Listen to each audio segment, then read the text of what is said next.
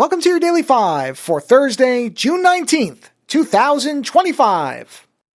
Well, it has taken a lot longer than certainly I expected, but at last, and if you remember, I've said some version of this a few times in the past when it comes to the risk of somebody like, say, Disney deciding that they didn't like the fact that all these generative image tools can basically recreate the characters that they own. And sure enough, Disney and Universal have filed a lawsuit against Midjourney, but I assume that's probably only the first of many to come, alleging that they are pirating copyrighted materials, which of course they are, because there are many examples and have been for years now, at least. I have seen examples where people have posted essentially complete recreations of characters that are owned by other companies, whether those are movie characters or cartoon characters or anything else. And I've said, and others have said, the thing is, once one of these big companies that has a bunch of lawyers steps in, we're going to see some things shift around in some way or another. And now that appears to be happening. The interesting part is, for a lot of people, this puts them into a very difficult position because Disney is not exactly a company that is all that beloved by the artistic community. Because if you actually dig into Disney's roots, and to some degree, I'll be curious if any of this comes up, but it's probably legally covered by licensing and acquisitions and other things.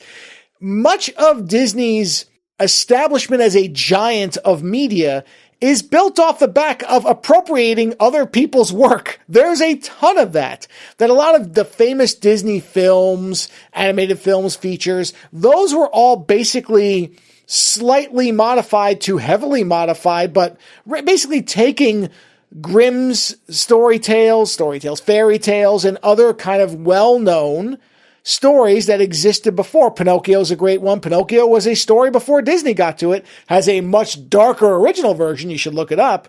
But basically, Disney has taken these things and twisted them into their own version and profited. But again, in many cases, as far as I know, they have either licensed the material that they've used, or they were using stories that were not copyrighted. They were in public domain, or were just kind of ancient stories or whatever, where there was no copyright in place to have to worry about.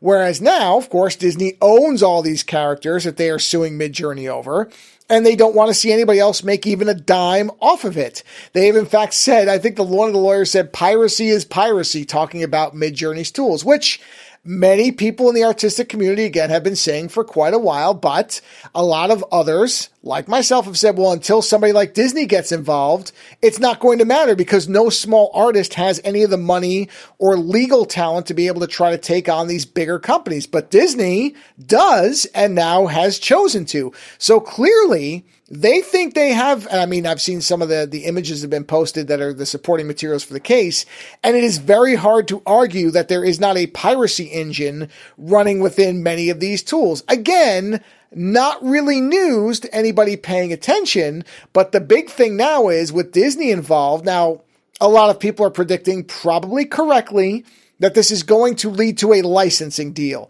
that they're not actually looking to destroy Midjourney. What they're looking to do is get money from them, because ultimately that's the goal. Putting another company out of business, well, that might generate revenue for you, but it might not. But having that company pay you to use your material in their thing, well, that's a guaranteed paycheck, and it beats the risk of maybe not making anything. You can take the sure bet and license your material to. So that's probably where it's going to end up, if I had to guess. This will be some kind of protracted back and forth with Disney basically committing to spending a bunch of money to try to, again, liquefy Midjourney.